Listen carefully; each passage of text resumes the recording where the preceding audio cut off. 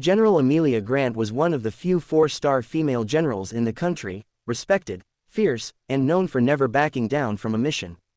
At 52, she had led humanitarian operations, rescued hostages, and earned medals few men could dream of. But one morning, as she addressed a group of cadets, her voice faltered mid-sentence. Her body swayed, and she collapsed. Within minutes, she was rushed to the military hospital. The nation was shaken. General Grant in critical condition, the headlines read. 22 of the country's top doctors were called in. Cardiologists, neurologists, toxicologists, each of them puzzled as her condition worsened by the hour. Her blood pressure spiked without warning. Her vision blurred. She whispered random coordinates in her sleep, numbers no one could make sense of. The doctors tried every test they knew. MRI scans, blood panels, toxic screens, nothing explained what was killing her. Her daughter, Lily, a medical resident herself, stayed by her side day and night.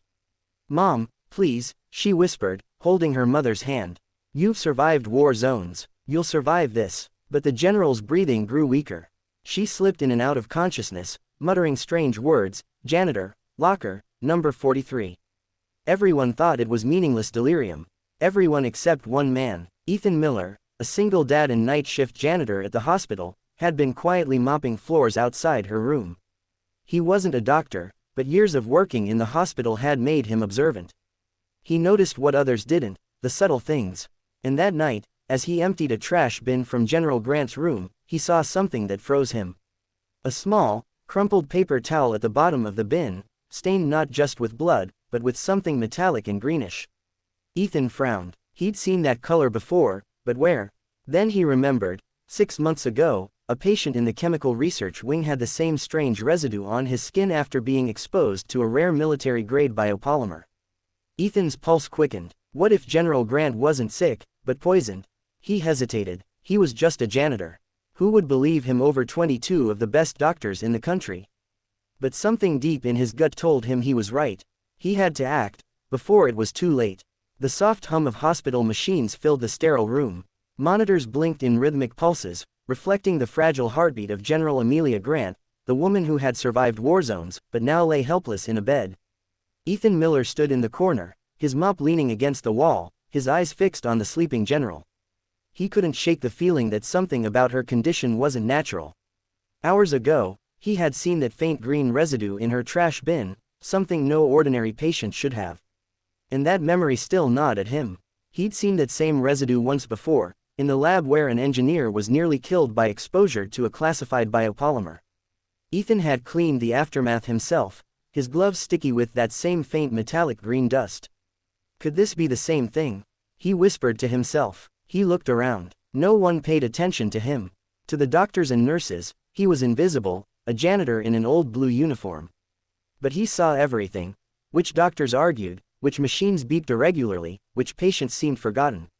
That night, when the corridor lights dimmed, Ethan went back to the hazardous waste room. He pulled out the same trash bag he'd seen earlier and laid it on the counter. His hands trembled as he opened it. There it was again, the paper towel with greenish stains.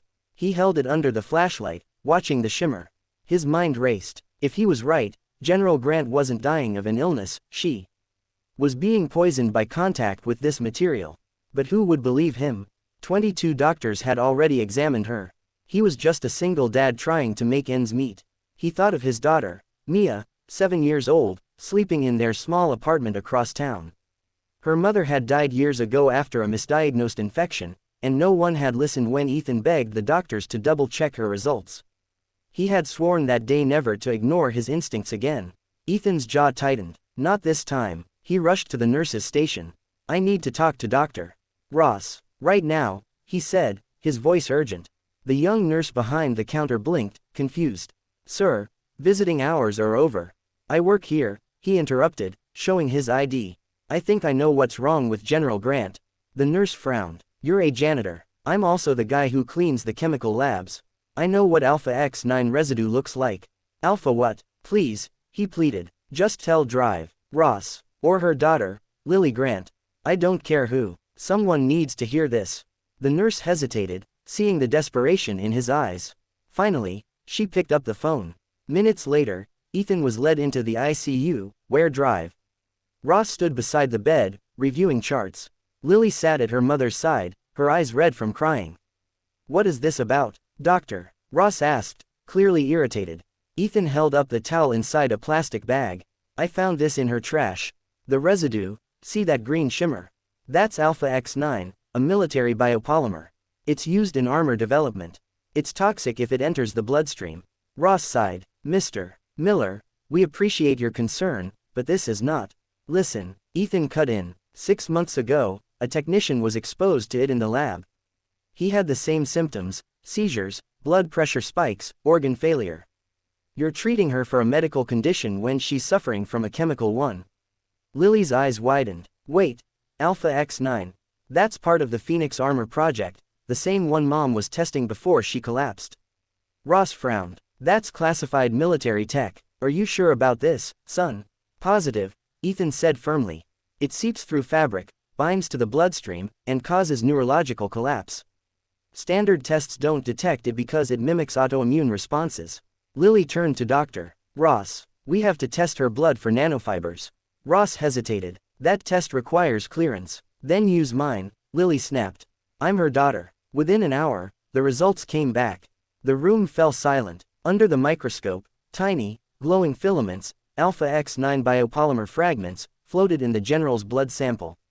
They weren't visible to the naked eye, but unmistakable under UV light. "Doctor," Ross rubbed his forehead, "you were right." Lily's eyes filled with tears. "You just saved my mother's life."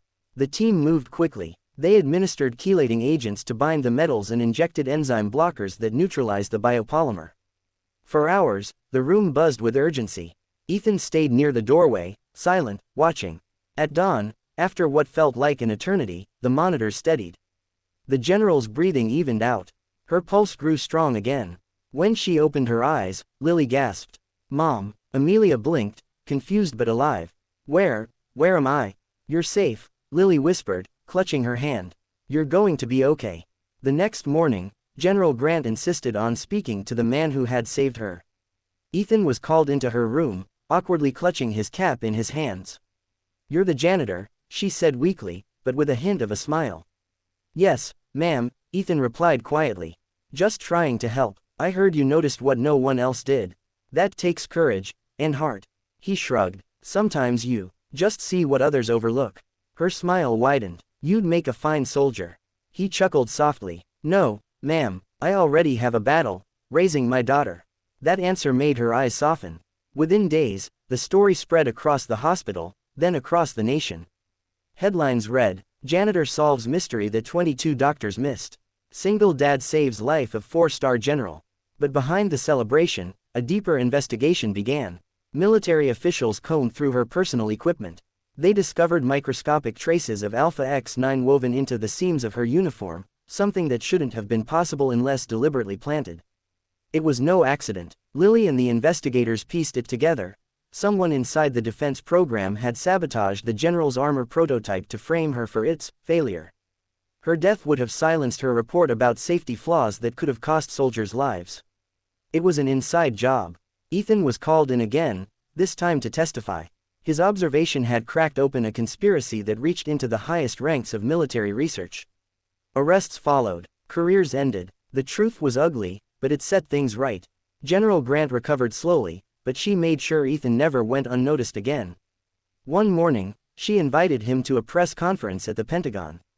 Nervous, Ethan stood among rows of reporters as the general, now back in uniform, stepped onto the podium. She cleared her throat and said, "Greater than, I owe my life not to medals or medicine, but to a man who saw what others missed, a janitor, a father, a hero. His name is Ethan Miller." And he reminded us that wisdom doesn't come from rank. It comes from heart, observation, and courage. The applause was thunderous. Cameras flashed. Ethan stood frozen, tears forming in his eyes. After the conference, she walked over to him personally. "Ethan, I meant every word," she said. "You saved me, and exposed something far bigger than either of us." "I just did what anyone would," he replied. She smiled knowingly. Not everyone would have spoken up. Most people would have stayed silent. A few weeks later, Ethan received a letter from the Department of Defense. Inside was a commendation medal, a lifetime healthcare benefit, and a scholarship for his daughter, Mia, signed personally by General Grant. He was also offered a new role, Director of Observational Training, a program designed to teach medical staff how to identify overlooked patterns, named the Miller-Grant Initiative. Years passed. General Grant returned to service, leading reform in military health systems. Ethan continued working at the hospital, but this time with pride and purpose. He often visited schools to talk about the value of paying attention, of speaking up when something feels wrong, no matter who you are. One autumn afternoon, General Grant stopped by his modest home. She brought Mia a small model helicopter, the kind used in her humanitarian missions. "This is from the woman your dad saved," she said with a smile. Mia grinned. "My dad's a hero." Ethan blushed. "No, sweetheart, I just saw what others didn't." General Grant turned to him. "That's what makes you one." As she left, Ethan looked down at the letter framed on his wall, a simple note from the general, sent every year on the anniversary of that night. Greater than, "It wasn't rank that saved me, it was heart." And every time he read it, he smiled, remembering that sometimes, the people who change the world aren't the ones in power. They're the ones quietly cleaning the floor beneath their feet.